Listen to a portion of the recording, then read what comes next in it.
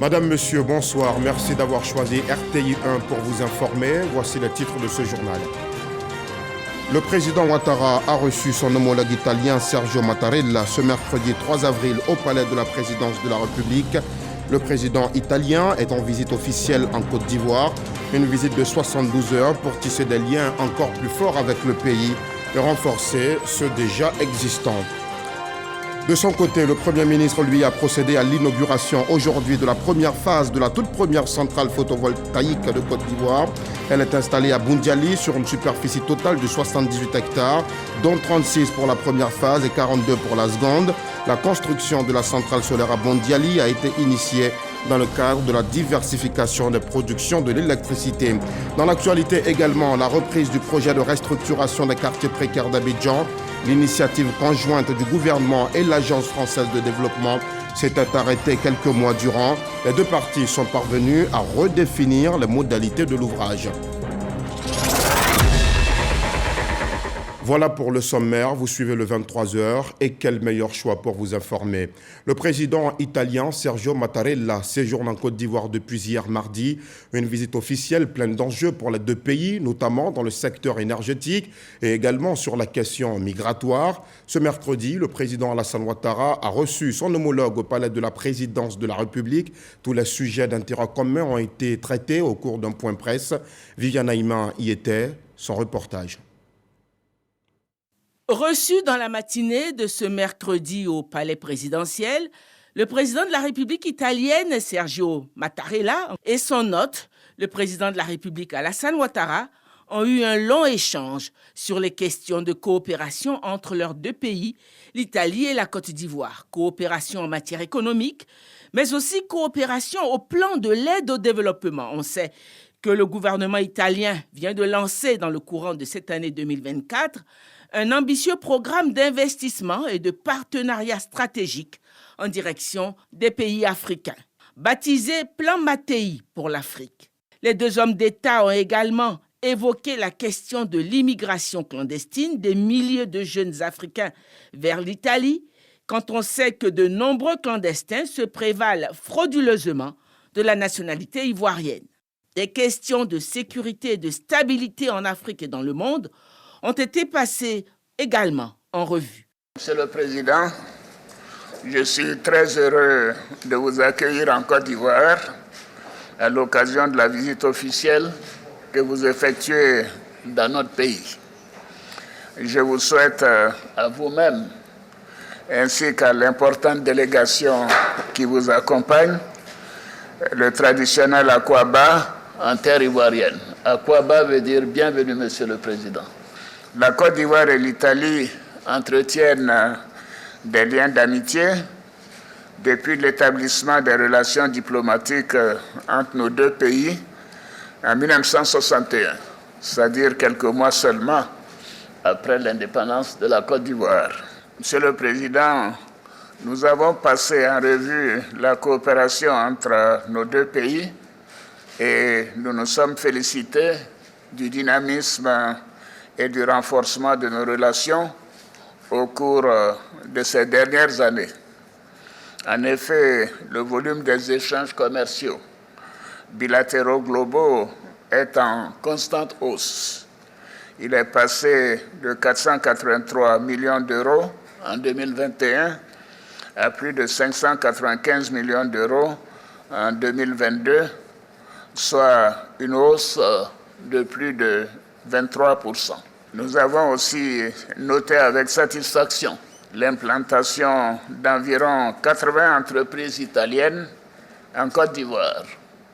Et à cet égard, nous nous sommes félicités de la fructueuse collaboration avec le groupe Eni, qui a récemment fait la découverte avec Petrosi d'importants gisements de pétrole et de gaz pour des investissements de 9 et 6 milliards de dollars respectivement pour Baleine et Calao, c'est-à-dire 9 milliards de dollars pour Baleine et 6 milliards de dollars pour Calao.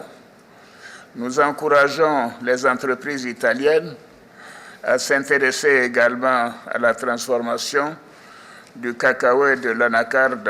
Monsieur le Président, au cours de nos échanges, j'ai salué la ferme volonté du gouvernement italien dirigé par le président du Conseil, Mme Giorgia Meloni, de donner un nouvel élan à la coopération avec le continent africain.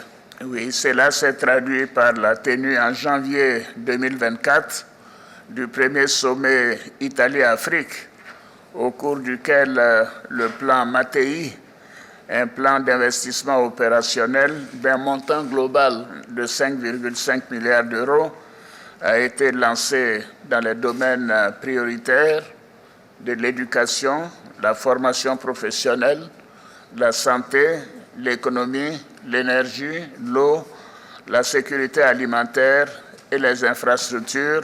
Je me réjouis que la Côte d'Ivoire ait été sélectionnée pour le volet santé, comprenant les femmes, les enfants et les personnes vulnérables. Nous avons aussi évoqué les questions liées à la lutte contre la migration irrégulière, ainsi que le choix porté sur la Côte d'Ivoire pour être parmi les pays bénéficiaires du programme 2023-2025 du flux d'entrées légaux en Italie pour des travailleurs étrangers.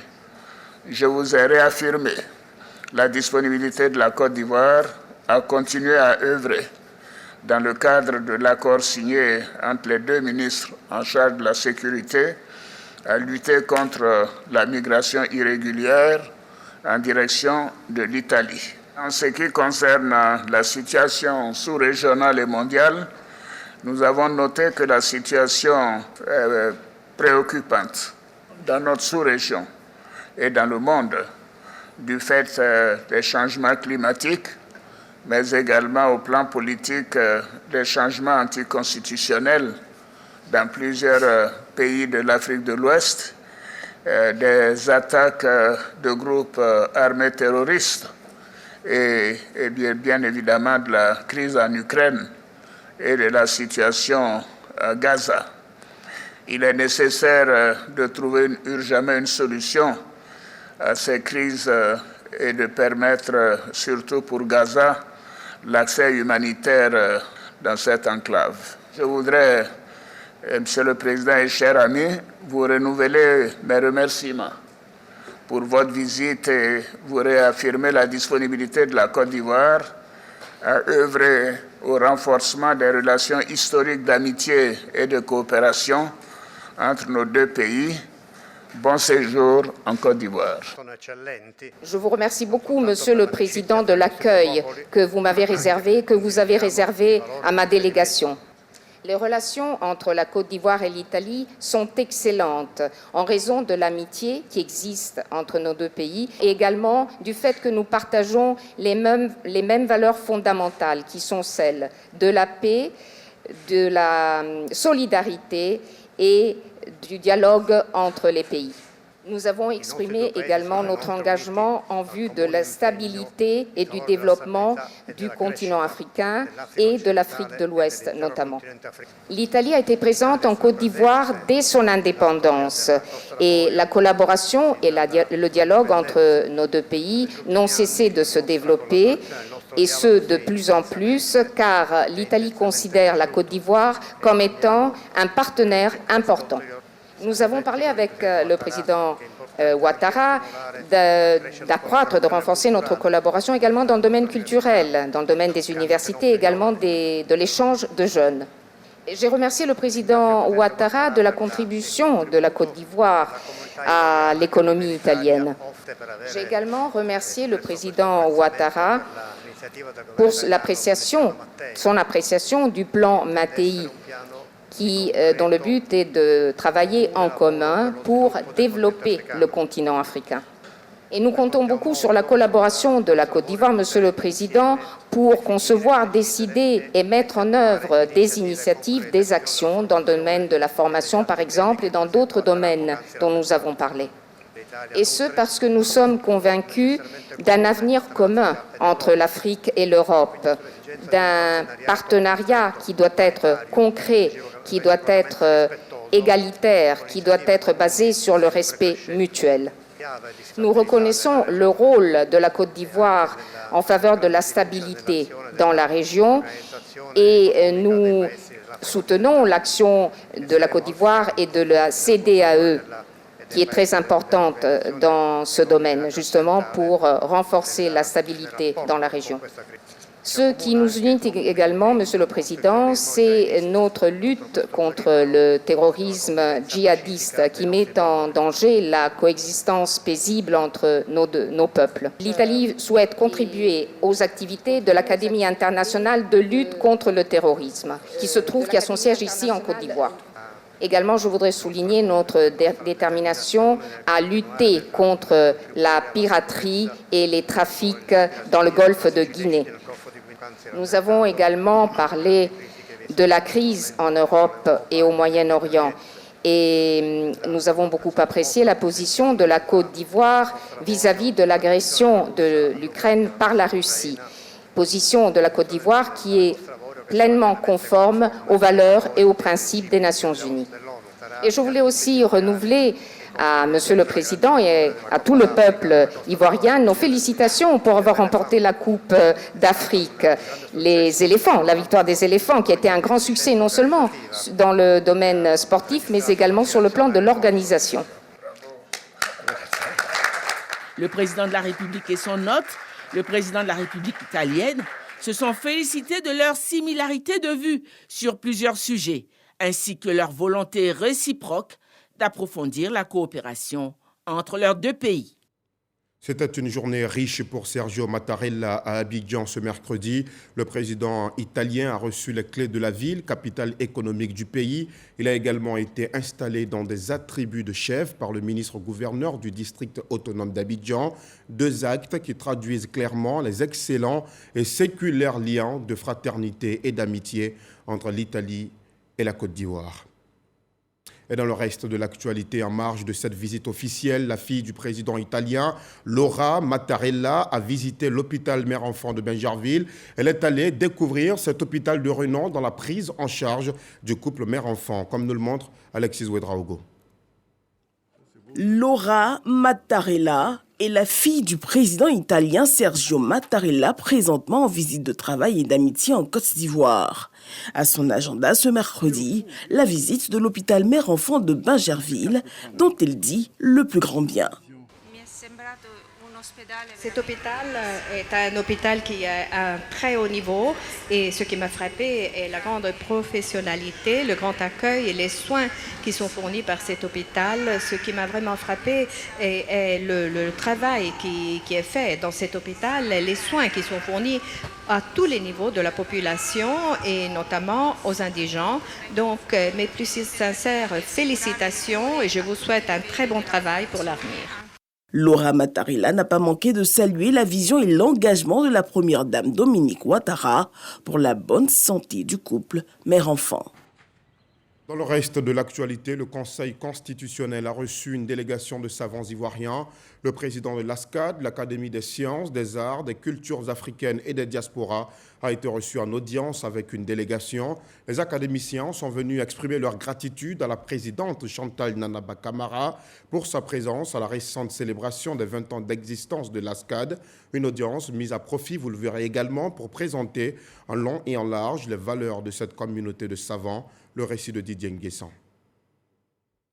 Siège du Conseil constitutionnel, la présidente de l'institution, Chantal Nanaba Camara, reçoit en audience le professeur Owo Asepo Antoine, président de l'ASCAD, l'Académie des sciences, des arts, des cultures d'Afrique et des diasporas africaines, qui conduit une délégation. Une visite de remerciement et de reconnaissance motivée par la participation de la présidente du Conseil constitutionnel aux festivités marquant les 20 ans de l'ASCAD. Une visite d'amitié. Je n'ai pas besoin de m'étendre sur l'importance systémique de cette institution.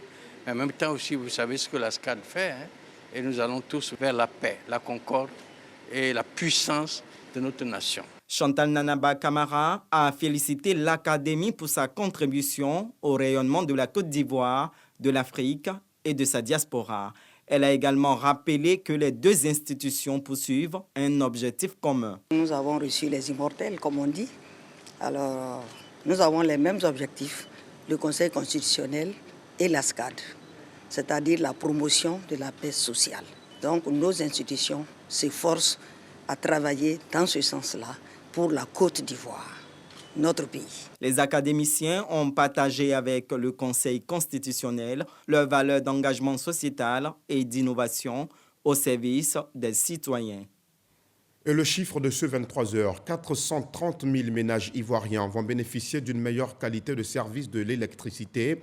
La Côte d'Ivoire vient de mettre en marche la première phase de la toute première centrale photovoltaïque du pays. Elle est située à Boundiali, dans le nord du pays, et va s'étendre à terme sur plus de 78 hectares, 36 pour la première phase, inaugurée aujourd'hui par le Premier ministre, et 42 pour la seconde, dont le lancement a été fait à cette occasion, comme nous le rapporte Ami Sissoko. La Côte d'Ivoire sur la voie de la durabilité énergétique. Pour acter cet engagement, le Premier ministre Robert Begré-Mambé et sa délégation dans la capitale de la Bagoué, Boundiali, dans le nord du pays, pour la mise en service de la première phase de la toute première centrale photovoltaïque de la Côte d'Ivoire après 18 mois de travaux. Elle est couplée au lancement des travaux de la deuxième phase. Ce sont 78 hectares que la population de Tombougou Samoroso et Nodara ont accepté de céder gracieusement pour la réalisation du projet, dont 36 pour la première phase. Avec une puissance de 37,5 MW crête, cette centrale solaire va contribuer à améliorer la qualité de service de l'électricité pour environ 430 000 ménages. C'est une première pour la Côte d'Ivoire, une première pour la Bagoué et une première pour Boundiali. L'histoire retiendra que notre Boundiali a accueilli la première centrale photovoltaïque de Côte d'Ivoire. Quel honneur, quel bonheur. Je voudrais saisir cette occasion pour exprimer notre profonde gratitude et nos sincères remerciements à son Excellence, Monsieur le Président de la République de Côte d'Ivoire, Monsieur Alassane Ouattara. Cette centrale contribue à sécuriser notre approvisionnement énergétique et à le rendre plus propre en réduisant notre dépendance aux combustibles fossiles. D'autre part, elle stimule l'économie locale, crée des emplois et promeut dans notre région l'innovation technologique. Enfin, elle va renforcer l'autonomie énergétique de notre pays en faisant de notre région de la Bagoué, région jadis considérée comme pauvre et délaissée, une région pionnière dans le domaine des énergies renouvelables en Côte d'Ivoire. Un projet exécuté par Côte d'Ivoire Énergie. À terme, ce sont 147 504 panneaux qui seront installés pour une puissance de 83 MW crête en vue de contribuer au renforcement du parc national de la production de l'électricité. Coût global du projet, 47 milliards de francs CFA et financement de l'État ivoirien avec la contribution de la coopération allemande à travers la KfW et l'Union européenne. Le projet qui nous réunit ce jour, dans son envergure initiale, a consisté à la réalisation d'une centrale solaire photovoltaïque d'une capacité de 37,5 MW crête et d'un poste HTB pour l'évacuation de l'énergie. Un système de stockage de l'énergie par batterie d'une capacité de 10 MW, 11,9 MWh est également installé pour assurer le lissage de la production photovoltaïque en cas d'intermittence de la ressource solaire. La cérémonie de ce matin revêt un caractère historique. Pas seulement parce qu'il s'agit de la première centrale solaire du pays, mais parce qu'il s'agit en réalité du premier pas de notre pays dans sa marche transitionnelle vers des énergies propres. L'inauguration de cette centrale solaire de Boundiali représente un engagement significatif à travers un avenir énergétique plus propre et plus durable pour la Côte d'Ivoire. Elle témoigne de la volonté du pays de diversifier son mix énergétique, de réduire sa dépendance aux énergies fossiles et de contribuer à la lutte mondiale contre le réchauffement climatique. L'ambition du chef de l'État Alassane Ouattara fait de la Côte d'Ivoire un hub énergétique, précise le Premier ministre Robert Begremambé. Je suis venu à la demande expresse du président de la République, son Excellence Alassane Ouattara, pour vous dire sincèrement merci pour l'engagement et la confiance renouvelée, ainsi que pour votre soutien sans faille dans la réalisation de sa grande ambition d'une Côte d'Ivoire solidaire. Le président nous a demandé de tout faire pour que dans le domaine de l'électricité, la Côte d'Ivoire soit le réservoir de l'énergie de l'Afrique de l'Ouest. La deuxième phase du projet lancé, les travaux vont durer 12 mois. Ce sont près d'une dizaine d'autres centrales photovoltaïques qui seront installées sur l'ensemble du territoire. Objectif, parvenir à 45% d'énergie renouvelable dans son mix énergétique à l'horizon 2030. À Toulepleu, région du Cavali, dans l'ouest de la Côte d'Ivoire, c'est une note moins joyeuse. Une tornade dévastatrice a causé d'énormes dégâts dans plusieurs localités du département. Des toitures de maisons se sont volatilisées. L'eau et l'électricité ont même été interrompues. La ministre d'État, ministre de la fonction publique et de la modernisation de l'administration, par ailleurs présidente du conseil régional, exprime sa compassion aux sinistrés, comme nous le montre Godefroy Okambawa. Ce sont des pluies diluviennes et une tornade qui laisse aujourd'hui les populations de Nézobli, Klaon, Ziombli et Kpabli dans le département de Toulepleu dans la tristesse. Des maisons réduites en ruines, des toits arrachés, des arbres déracinés. Aucune perte en vie humaine, mais on enregistre plusieurs blessés. Face à l'ampleur des dégâts, le gouvernement, à travers le conseil régional du Cavali, exprime sa compassion aux sinistrés. Nous savons bien que la Côte d'Ivoire, l'Afrique et le monde sont frappés depuis déjà plusieurs années par la problématique du dérèglement climatique, avec son lot de désolation. Je voudrais, au nom du gouvernement, apporter toute ma compassion et ma solidarité à mes parents. Le ministère de la Solidarité, accompagné du conseil régional du Cavali, était récemment, dès les premières heures de ce sinistre, auprès des populations. Une évaluation a été faite. Le fichier des sinistrés aujourd'hui est connu. Je voulais donc leur demander de demeurer sereine, de rester calme face à cette situation. Anne Désirée Oloto, présidente du conseil régional, rassure les victimes de la solidarité du gouvernement. Le dérèglement climatique, c'est partout dans le monde. Ce n'est l'œuvre de personne, ce n'est l'œuvre d'aucun ancêtre. Je voudrais indiquer que dans les tout prochains jours, le gouvernement sera à nouveau à leur côté. Qu'on demeure confiant. Le président Ouattara a un regard tourné vers Toulepleu, il a un regard tourné vers chacune de ces familles sinistrées et leur sœur aussi est à leur côté.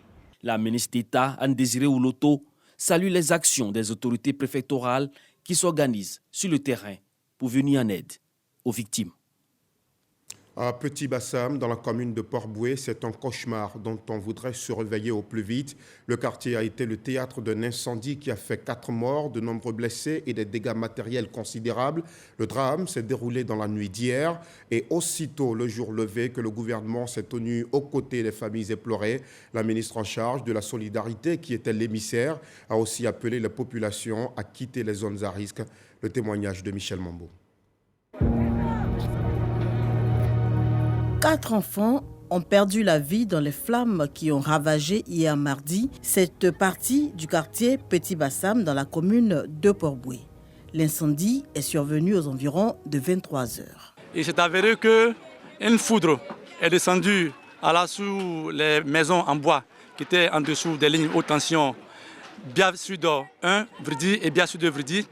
Et avec le fort vent qui est survenu hier, les tôles sont rentrées en contact avec nos conducteurs et donc ça les a rompus. Malheureusement, arrivé sur le lieu, nous avons pu constater qu'il n'y avait même pas de passage pour que les engins des sapeurs-pompiers puissent venir sur le site et très rapidement arrêter le feu qui était en train d'avancer de manière à faire assez de dommages. Venue constater les dégâts, la ministre de la Cohésion nationale, de la solidarité et de la lutte contre la pauvreté a exprimé le soutien et la compassion du gouvernement aux familles éplorées et autres sinistrés. Miss Belmondo Dogo a surtout appelé à la responsabilité. Nous venons pour apporter l'assistance du gouvernement, mais nous allons profiter pour demander aux maires de prendre ses responsabilités. Vous voyez les enfants qui s'amusent à nager dans la lagune, ce qui est un risque énorme. C'est malheureux le drame qui est arrivé, mais nous jugeons pour nous que ce n'est pas un quartier qui doit être habité. En plus des pertes en vie humaine, 113 familles ont été également dépossédées de leur toit par ces flammes ravageuses. Et nous le savons désormais, le projet de restructuration des quartiers précaires d'Abidjan va reprendre. L'initiative conjointe du gouvernement et l'Agence française de développement s'était estampée pendant quelques mois. Les deux parties sont parvenues finalement à redéfinir les modalités de l'ouvrage, permettant ainsi une reprise du projet. L'ancien Bakayoko. Le projet d'aménagement des quartiers restructurés d'Abidjan, PACRA, devrait connaître une accélération après quelques investissements à impact immédiat en faveur de la population. C'est la principale recommandation sortie de la réunion entre l'Agence française de développement, AFD, et le gouvernement représenté par Bruno Nabagné-Koné, ministre de la Construction, du Logement et de l'Urbanisme, et Adama Koulibaly, ministre des Finances et du Budget. Le PACRA est inscrit sur le portefeuille du contrat de désendettement et de développement CDD à hauteur de 32 milliards de francs CFA. Avec ce projet, le gouvernement cherche à renforcer les infrastructures socio-collectives ainsi que des équipements afin d'améliorer les conditions de vie des populations de la capitale économique ivoirienne. Le PACRA couvre les quartiers de Jesco à Yopougon, d'Agoueto PK18 à Abobo, de Grand Campement, de Divo, d'Akromiabla à Koumassi, soit une population totale de plus de 300 000 habitants. Et en religion, la ministre Françoise Remarque, ministre de la Culture et de la Francophonie, a organisé une rupture collective du jeûne de Ramadan, un repas qui a rassemblé des musulmans, mais pas que. Des personnes de confessions différentes y ont pris part pour marquer d'un trait indélébile la cohésion sociale et religieuse en Côte d'Ivoire. Et c'est le palais de la culture de Treichville qui a abrité cette cérémonie. Le témoignage de Serge Pacom Didi et Didier Nguesson. Solidarité et vivre ensemble sont les maîtres mots de cette rupture collective initiée par la ministre de la Culture et de la Francophonie entre les guides religieux et le personnel de son ministère. Cette rencontre est saluée par les imams. Vous voyez ici autour de moi les imams qui sont venus de toutes les communes d'Abidjan. Madame le ministre a demandé à tout le monde d'être là pour venir prier non seulement pour la Côte d'Ivoire, mais prier aussi pour son ministère, pour qu'il y ait le développement, parce que nous avons besoin de ça, Inch'Allah, dans notre pays. Responsable de structures culturelles, acteurs culturels et artistes apprécient à juste titre ces moments empreints de partage et de communion. La fois passée, elle nous a appelés pour venir prendre notre sucre. On était mélangés. Il y avait des chrétiens musulmans. J'ai dit merci à Madame la ministre, que la paix règne sur la Côte d'Ivoire. Je suis très heureux que dans la salle, il n'y a pas que les musulmans, il y a aussi des non-musulmans et c'est ce que l'islam recommande. Nous sommes nés pour rester ensemble, pour demeurer ensemble. Et je pense que le geste de Madame la ministre de la Culture et de la Francophonie est un geste à louer. Pour la ministre Françoise Remarque, cette coupure collective s'inscrit en droite ligne des actions d'unité et de cohésion sociale telles que voulues par le chef de l'État. Nous sommes dans une période qui doit être une période où la fraternité, la cohésion sociale, le vivre ensemble doit être une réalité, doit être célébré. Cette cohésion sociale, ce vivre ensemble que prône le président de la République. Et c'est pour cela que nous avons souhaité organiser cette cérémonie de rupture de jeûne collectif. Des prières, des bénédictions et une remise des dons ont clôturé cette cérémonie.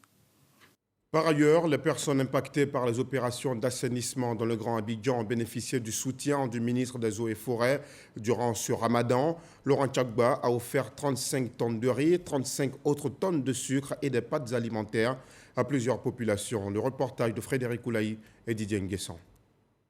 Groupe scolaire Laurent Tchagba d'Agban Village dans la commune d'Atekoubé.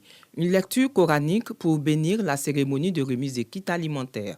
Ce sont 35 tonnes de riz, 35 tonnes de sucre, des pâtes alimentaires offertes aux populations et à la communauté religieuse d'Agban Village. Ce geste de solidarité en cette période de jeûne musulman traduit la solidarité et la fraternité du ministre Laurent Tchagba. Je pense que les décisions que le gouvernement vient de prendre, qui sont salutaires, qui visent à les reloger, les recaser dans des zones saines, sécurisées, sont vraiment des solutions qui sont bien, qui peuvent, n'est-ce pas, réjouir le cœur de nos populations. Nous avons été envoyés par le ministre des Eaux et Forêts, Laurent Tchagba, qui est fils de la commune d'Atekoubé et plus précisément de ce village d'Abidjan-Agban. Aujourd'hui, il a voulu encore accentuer ces dons-là en venant leur donner des kits alimentaires pour les soutenir dans la période de carême. Et à côté de cela, il a voulu associer l'ensemble des imams de la commune d'Atekoubé, le CODIS et le COSIM, pour leur témoigner encore toute sa reconnaissance comme il a l'habitude de le faire chaque année. Ces dons, accompagnés de numéraires, sont une bouffée d'oxygène pour les musulmans et les populations impactées par l'opération d'assainissement. Ce qu'il a fait là, c'est très important parce que parmi les musulmans, il y a des familles qui sont très pauvres, ils n'ont pas même un paquet de sucre comme ça, ils n'en ont pas pour mettre dans leur café ou dans leur bagarre pour boire le soir. Nous sommes dans le mois de carême. Voilà, il y a des parents qui sont déguerpis qui ne vendent même pas dans ces temps. Donc les kits là vont leur permettre à pouvoir aussi se nourrir pendant un bon bout de temps aussi. J'en profite pour dire merci au ministre Tchagba Bourgui Laurent. Au lendemain de l'opération d'assainissement, les familles impactées ont bénéficié de repas chauds, une initiative du ministre Laurent Tchagba. Les émissaires du ministre des Eaux et Forêts, par ailleurs député d'Atekoubé, ont rassuré les populations quant au programme de relogement entamé par le gouvernement sous l'impulsion du président de la République. C'est un reportage commenté par Patricia Omou-Etia. Et puisque nous parlons de solidarité, le conseiller technique du président de la République, Lassina Ouattara, a effectué une série de dons dans quelques communes du district d'Abidjan. Au nom du président Alassane Ouattara, les populations vulnérables ont reçu des vivres, un geste qui s'inscrit dans le cadre de la caravane de solidarité initiée depuis 2013. Ismaël Didier Nguessan, Zakaria Traoré. Première escale de cette journée de solidarité, la commune de Trècheville. Lassina Ouattara, conseiller technique du président de la République, arpente les rues de la cité Nzassa. Aujourd'hui, c'est jour de don aux populations. Des sacs de riz distribués au nom du président Alassane Ouattara. Vraiment, ça me fait beaucoup plaisir. Ça peut me faire 5 jours. On va faire les bons chefs avec. Nous sommes agréablement surpris ce matin. Vous voyez toutes les populations qui sont là, et tous nos parents devenus les veuves, et en tout cas tout le monde est content. C'est ensuite au tour des déguerpis du quartier Boribana de recevoir la visite de la caravane. On lui remercie, monsieur le président de la République, que Dieu nous donne longue vie tous, et tout ce qu'il fait, que Dieu les récompense et tous. Dernier point de chute, la commune d'Abobo. Ici, plusieurs familles sont visitées, dont cette octogénaire affectueusement appelée Maman Ambak, du fait de son attachement au regretté ex-premier ministre.